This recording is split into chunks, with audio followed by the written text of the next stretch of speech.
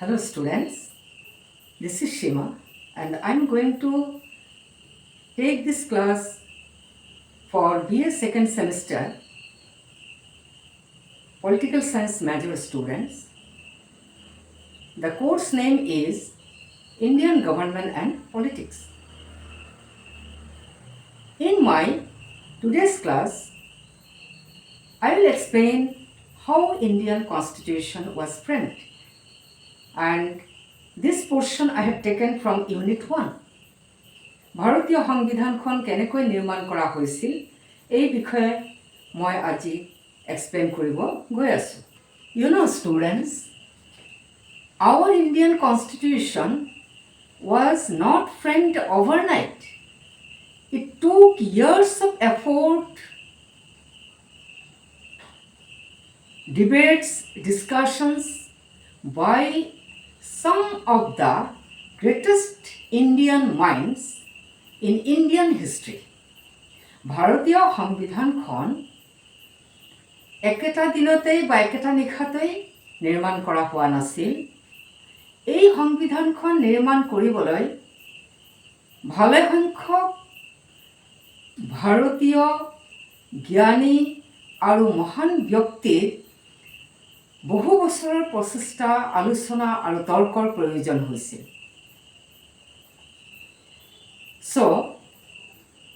মই আজি আমাৰ ভাৰতীয় সংবিধানখন নিৰ্মাণ কৰা ব্ৰিটিছ গভৰ্ণমেণ্টে, ভাৰতত থকা ব্ৰিটিছ গভৰ্ণমেণ্টে 4টা লেজিছলেটিভ এক্ট পাছ কৰিছিল। প্ৰথমে মই ইণ্ডিয়ান কাউন্সিল এক্ট 1909 আৰু গভৰ্ণমেণ্ট অফ ইণ্ডিয়া এক্ট 1919 ভাৰতীয় সংবিধান নিৰ্মাণ কৰোঁতে এই দুটা এক্টে কেনেধৰণৰ বৰঙণি বা কণ্ট্ৰিবিউশ্যন আগবঢ়াইছিল এই বিষয়ে মই আলোচনা কৰিম। মই চাৰ্ট এটা বনালোঁ। ইণ্ডিয়ান কাউন্সিল এক্ট, ভাৰতীয় পৰিষদ আইন 1909, গভৰ্ণমেণ্ট অফ ইণ্ডিয়া এক্ট 1919, ভাৰত চৰকাৰ আইন 1919। ইণ্ডিয়ান কাউন্সিল এক্টক ইণ্ডিয়ান কাউন্সিল এক্ট 1909ক মৰ্লিমেণ্টো ৰিফৰ্মছ বা সংস্কাৰ বুলিও জনা গৈছিল। আনহাতে গভৰ্ণমেণ্ট অফ ইণ্ডিয়া এক্ট, ভাৰত চৰকাৰ আইন 1919ক মণ্টেগিউ চেমছফৰ্ড ৰিফৰ্মছ বুলি কোৱা হৈছিল। এতিয়া ইণ্ডিয়ান কাউন্সিল এক্ট 1909ৰ ফিচাৰবোৰ কি কি আছিল? প্ৰথমটো হ'ল ইয়াৰ উদ্দেশ্য কি আছিল, objective. To increase Indian representation in governance, 1909 actor উদ্দেশ্য আছিল প্ৰশাসনত ভাৰতীয়সকলৰ প্ৰতিনিধিত্বৰ বৃদ্ধিকৰণ, আৰু ভাৰত চৰকাৰ আইন 1919ৰ উদ্দেশ্য আছিল to give Indians more say in administration and prepare for self-rule. ভাৰতীয়সকলক প্ৰশাসন সম্পৰ্কত কথা কোৱাৰ অধিকাৰ দিয়া আৰু স্বায়ত্ত শাসনৰ বাবে তৈয়াৰ কৰা। নেক্সট ফিচাৰ আছিল বা বৈশিষ্ট্য আছিল imperial legislative council. Imperial means Central Legislative Council. This act increased the size of council, that is from 16 to 60 members in Central Legislative Council. 1909 Act Central Legislative Council অৰ্থাৎ কেন্দ্ৰীয় বিধান পৰিষদৰ সদস্য সংখ্যা 16ৰ পৰা 60 জনলৈ বৃদ্ধি কৰিছিল। আনহাতে Bharat Sarkar Ain 1919 or Government of India Act 1919 created a bicameral legislature. দ্বিসদনীয় বিধানমণ্ডলৰ নিৰ্মাণ কৰিছিল বা সৃষ্টি কৰিছিল। সেই দ্বিসদনীয় বিধানমণ্ডল দুটা আছিল চেন্ট্ৰেল লেজিসলেটিভ এছেম্বলি, কেন্দ্ৰীয় বিধানসভা, ইয়াক কোৱা হৈছে লোৱাৰ house, and council of states, ৰাজ্যিক পৰিষদ, আৰু ইয়াক কোৱা হৈছিল upper house. The third feature was participation. It means what kind of people were allowed to participate in the Central Legislative Assembly.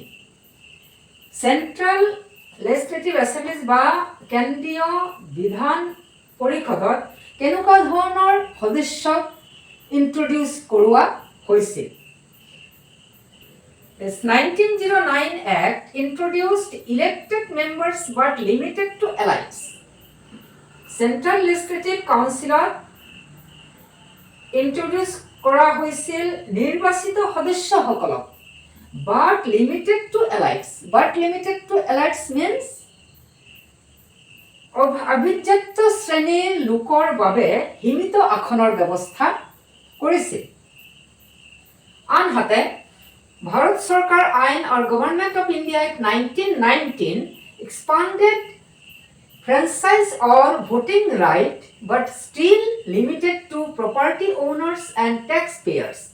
1919 Act ভোটদানৰ অধিকাৰৰ ব্যৱস্থা কৰিছিল, কিন্তু এই ভোটদানৰ অধিকাৰ কিছু লোকলৈ সীমিত আছিল, আৰু সেয়া আছিল প্ৰপাৰ্টি ওনাৰ্ছ, সম্পত্তিৰ গৰাকী সকললৈ, এণ্ড টেক্স পেয়াৰ্ছ, আৰু কৰদাতাসকললৈ এই ভোটিং ৰাইট বা ভোটদানৰ অধিকাৰ সীমিত ৰাখিছিল। 1909 Act's another feature was separate electorates. পৃথক নিৰ্বাচন ক্ষেত্ৰৰ ব্যৱস্থা কৰা। 1909 Act introduced separate electorates for Muslims, a major turning point. মুছলিমসকলৰ বাবে পৃথক নিৰ্বাচন ক্ষেত্ৰৰ ব্যৱস্থা কৰি ভাৰতীয় ৰাজনীতিত ধৰ্মীয় বিভাজন আনিছিল। 1919 Act অৰ্থাৎ 1919 ভাৰত চৰকাৰ আইনে extended communal representation to other minorities, Sikhs, Europeans and Anglo-Indians. 1919 Act সাম্প্ৰদায়িক প্ৰতিনিধিত্বৰ ব্যৱস্থা কৰিছিল বা বিস্তাৰ কৰিছিল অন্যান্য সংখ্যালঘুসকললৈ। সংখ্যালঘুসকল কোন আছিল? শিখছ, ইউৰোপিয়ানছ এণ্ড এংলো-ইণ্ডিয়ানছ আছিল। Another feature was provincial governance, প্ৰাদেশিক শাসন। প্ৰাদেশিক শাসন ব্যৱস্থা 1909 প্ৰাদেশিক শাসন ব্যৱস্থাত কোনো ধৰণৰ বিগ চেঞ্জ অনা নাছিল। No significant changes. Government of India Act 1919 introduced diarchy, divided subjects into reserved and transferred. অৰ্থাৎ 1919 এক্টৰ অধীনত যি দ্বৈত শাসন ব্যৱস্থাৰ অন্তৰ্ভুক্ত কৰা হৈছিল, দ্বৈত শাসন ব্যৱস্থাৰ যিমান ছাবজেক্টছ আছিল সেই ছাবজেক্টছবোৰক দুটা ভাগত ভাগ কৰা হৈছিল, reserved and transferred. Reserved subjects যেনে পুলিচ আৰু ফাইনেন্স ব্ৰিটিছ চৰকাৰৰ হাতত আছিল, আৰু আনহাতে ট্ৰান্সফাৰ্ড ছাবজেক্টছ যেনে হেল্থ এণ্ড এডুকেশ্যন ভাৰতীয় মন্ত্ৰীসকলৰ হাতত আছিল। Briefly, we can say that 1909 Act took small step. It introduced election system for the first time, gave limited powers to the Indians. On the other hand, 1919 Act took bigger steps. It increased the number of Indians in governance and still was under British authority. অর্থাৎ আমি যদি চমুকৈ ক'ব যাওঁ, এই দুয়োটা act ভাৰতীয় পৰিষদ আইন 1909 আৰু ভাৰত চৰকাৰ আইন 1919 ভাৰতীয়সকলক ক্ষমতা প্ৰদান কৰিবলৈ বহুতেই কঞ্জুচামি কৰিছিল। Here I have prepared another chart to explain how Government of India Act 1935 and Indian Independence Act 1947 influenced in framing Indian Constitution.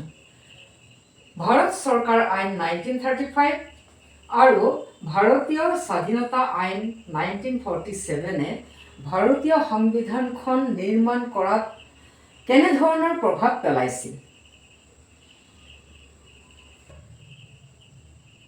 The main objective of Government of India Act 1935 was to introduce greater autonomy to Indian provinces and prepare for self-governance.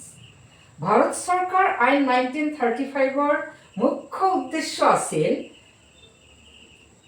ভাৰতীয় প্ৰদেশবোৰক স্বায়ত্ততা প্ৰদান কৰা আৰু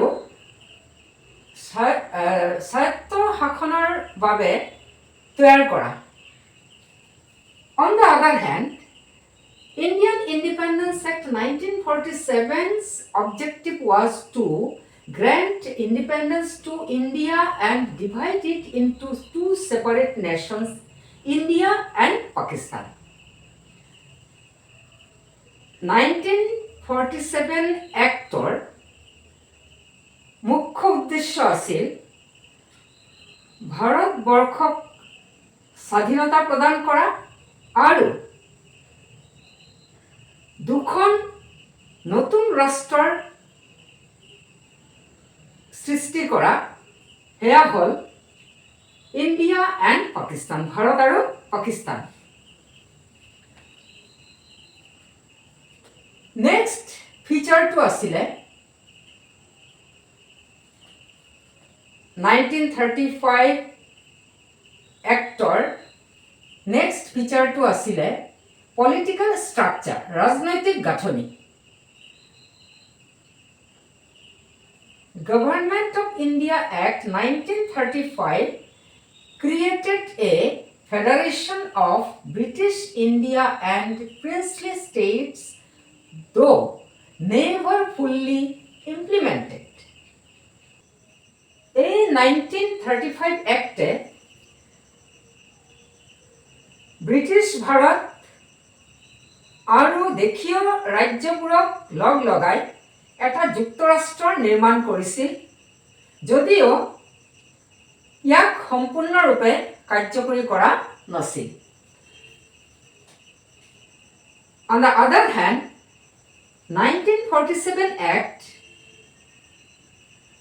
granted independence to India and divided it into two separate nations, India and Pakistan.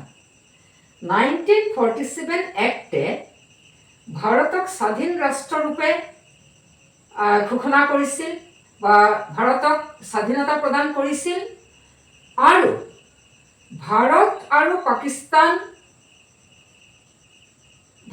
Pakistan নামে দুখন পৃথক পৃথক ৰাষ্ট্ৰৰ সৃষ্টি কৰিছিল।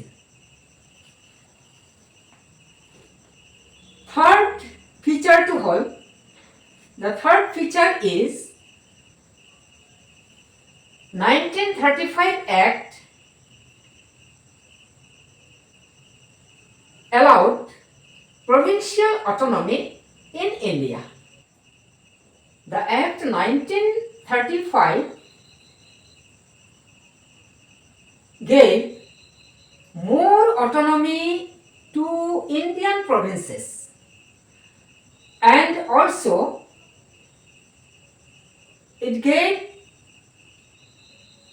power to the Indian ministers to control many departments. এই 1935 Acte ভারতীয় প্ৰদেশবোৰক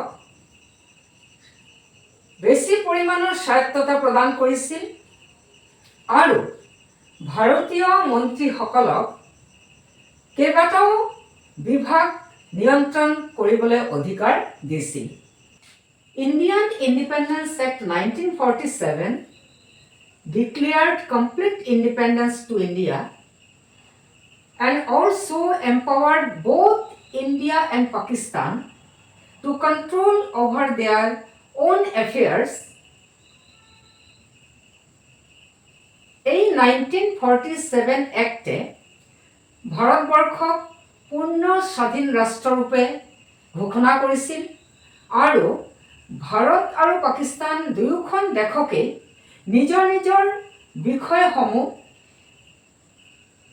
নিয়ন্ত্ৰণ কৰাৰ অধিকাৰ প্ৰদান কৰিছিল। Another feature of Government of India Act 1935 is division of powers, ক্ষমতাৰ বিভাজন। This act introduced three lists: federal, provincial and concurrent list. Federal means the central government will enjoy some subjects, and provincial means provinces will enjoy some subjects, and some subjects will be enjoyed by both the central and provincial government, that is called concurrent list. অর্থাৎ এই একটে ক্ষমতাৰ বিভাজন কেনেকৈ কৰিছিল যে কেন্দ্ৰীয় চৰকাৰে কিছু বিষয় চোৱা চিতা কৰিব, প্ৰাদেশিক চৰকাৰে কিছু বিষয় চোৱা চিতা কৰিব আৰু কিছু বিষয় থাকিব যে কেন্দ্ৰ আৰু প্ৰাদেশিক দুয়োখন চৰকাৰেই সেই বিষয়বোৰ চোৱা চিতা কৰিব পাৰিব। But this act did not put this federal system completely in practice.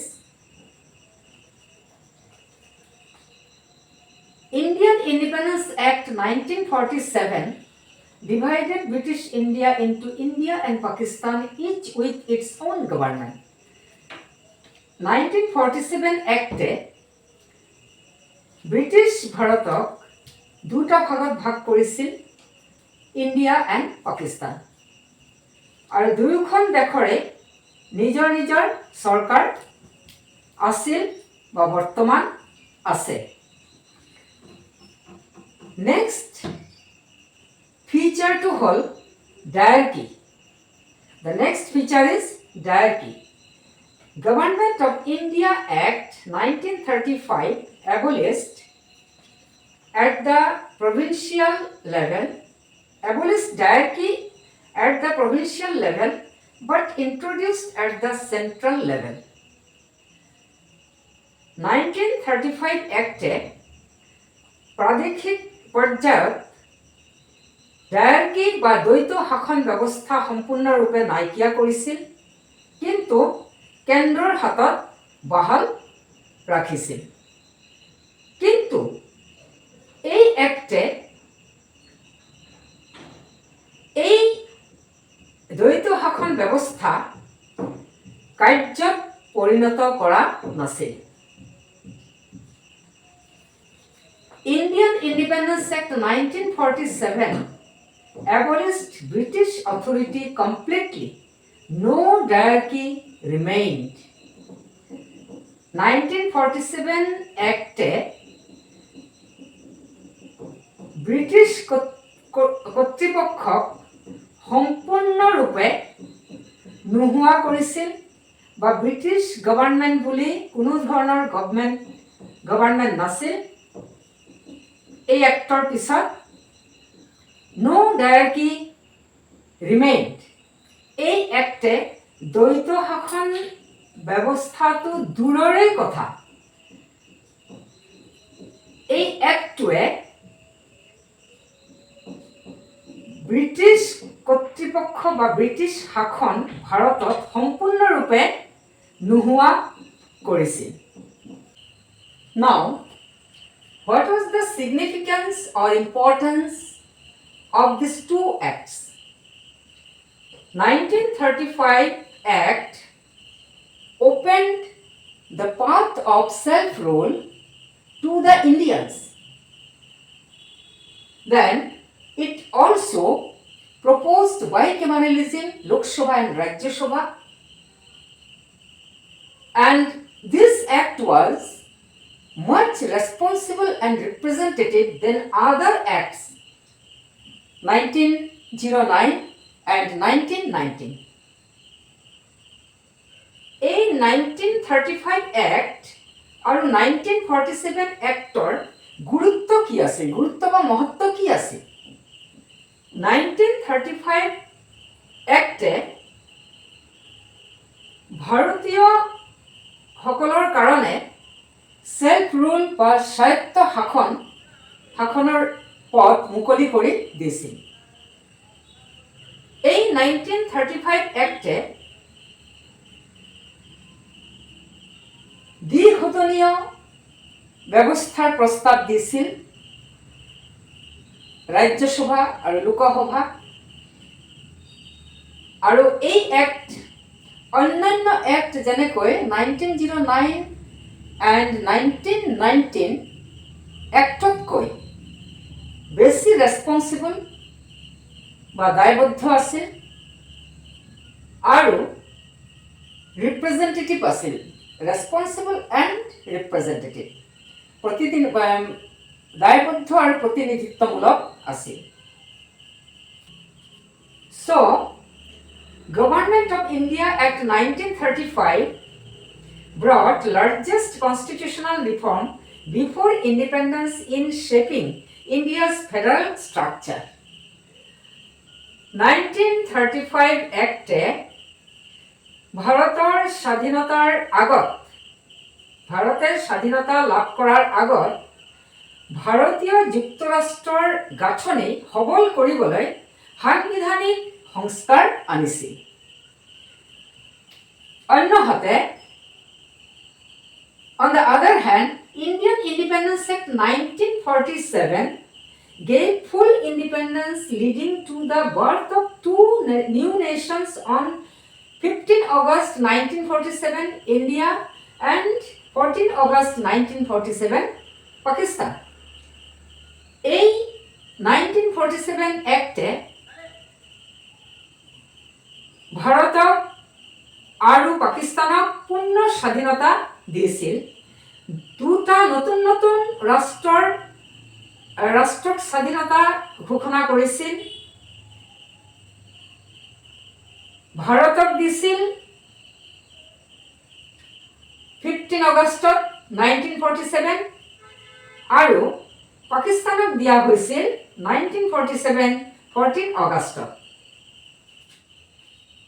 যদিও ভাৰতীয় সংবিধান নিৰ্মাণ কৰোঁতে 1935 এক্টৰ পৰা বহুখিনি আইডিয়া লোৱা হৈছিল, কিন্তু এই 1935 এক্টৰ ফেডাৰেল যিটো ছেটআপ আছিল সেইটো ডিফেক্টিভ আছিল আৰু ইনকমপ্লিট আছিল। কিয়নো এই এক্টে ভাৰতৰ সকলো প্ৰদেশ আৰু প্ৰিন্সলি ষ্টেটছক সামৰি লোৱা নাছিল। তাৰোপৰি ব্ৰিটিছৰ কণ্ট্ৰল অব্যাহত আছিল ভাৰতত ব্ৰিটিছৰ কণ্ট্ৰল অব্যাহত আছিল। এতিয়া শুনা, ব্ৰিটিছ পাৰ্লিয়ামেণ্টে ভাৰতক স্বাধীনতা দিবলৈ কিয় বাধ্য হৈছিল? ব্ৰিটিছসকলৰ বিৰুদ্ধে ভাৰতীয়সকলে বিভিন্ন ধৰণৰ মুভমেণ্ট বা আন্দোলন কৰি আহিছিল। 1758 পৰাই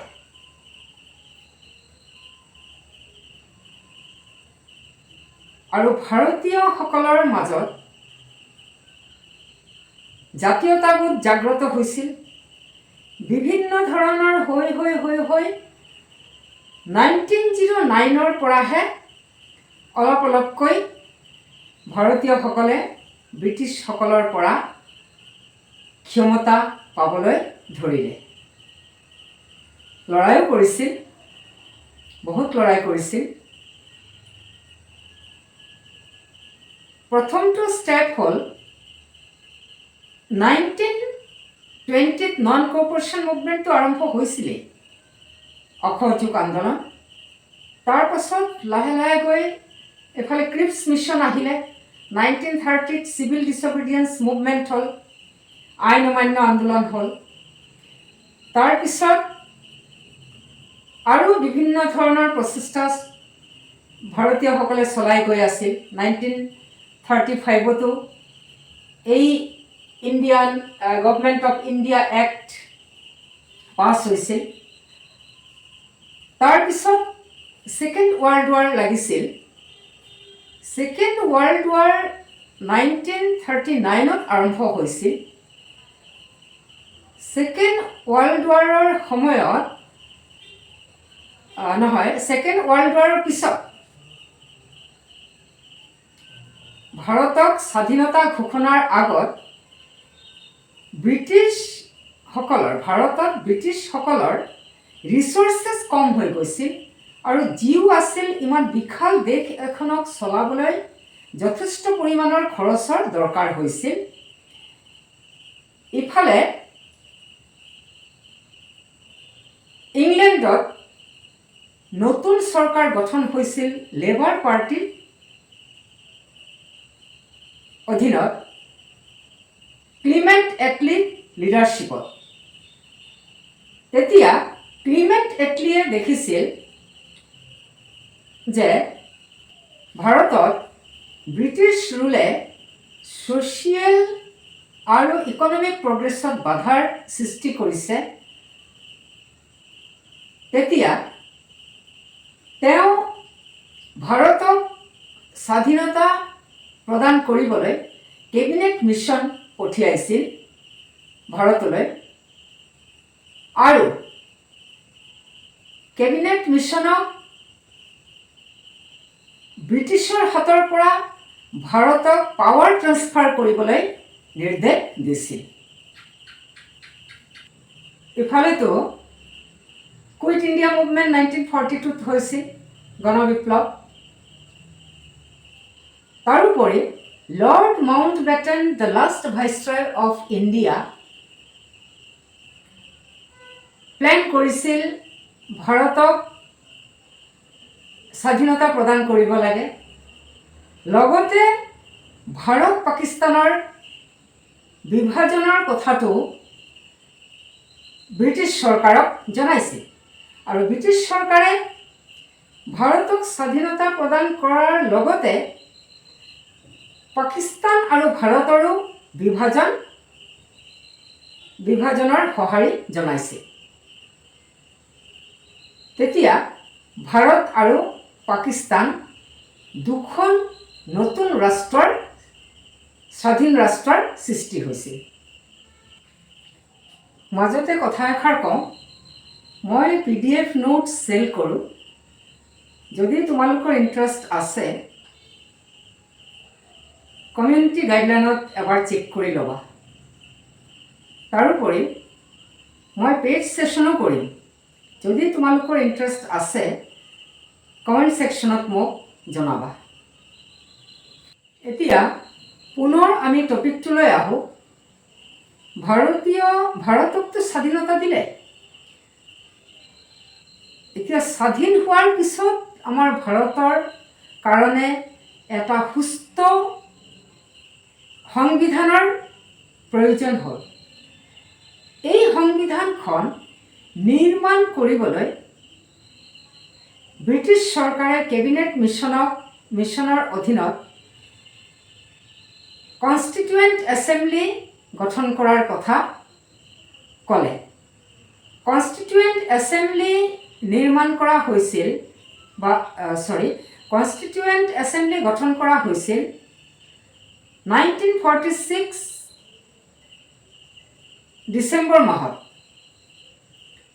প্ৰথমে ইয়াৰ টোটেল মেম্বাৰ আছিলে 389, পিছলৈ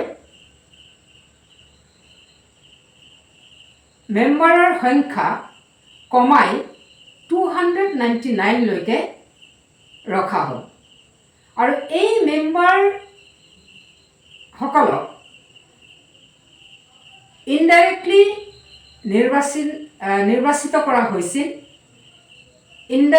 নিৰ্বাচিত কৰা হৈছিল প্ৰাদেশিক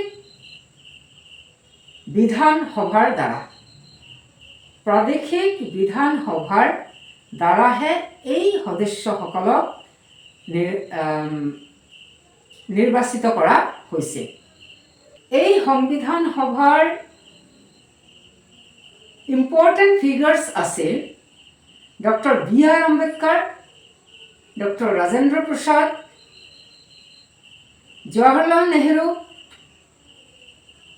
Sardar Patel, etc. Then, drafting the constitution was a 3 years long process because it had detailed discussions. There were 4 steps in the drafting process. The first step was objective resolution introduced by Jawaharlal Nehru, and this step emphasized on sovereignty and democracy, equality and justice, and protection of minorities. Then, in the second step, several committees were formed, and the most important of these committees was drafting committee headed by Dr. B.R. Ambedkar. In third step, the first draft of constitution was prepared. After collecting suggestions and various discussions, following other models like England, America, Irish, etc., and presented for public review. In fourth step, the revised draft was discussed in the Constituent Assembly, and various debates took place covering various aspects like parliamentary system, federalism, and rule of judiciary. Then, after thorough revisions, the final draft was adopted on 26th November 1949. And in this way, our Indian Constitution was adopted on 26th November 1949, and it came into force on 26th January 1950. And Dr. Rajendra Prasad became the first president of independent India. Students, যদি মোৰ এই ভিডিঅ'টো তোমালোকৰ ভাল লাগে বা তোমালোকে ভালকৈ বুজি পাইছা, তোমালোকৰ কামত আহিছে, তেন্তে মোক কমেণ্ট ছেকশ্যনত জনাবা। মই তোমালোকৰ কমেণ্টলৈ বাট চাই থাকিম, আৰু তেতিয়াহে মই ছেকেণ্ড ভিডিঅ'টো বনাবলৈ ইনস্পায়াৰ্ড হ'ম।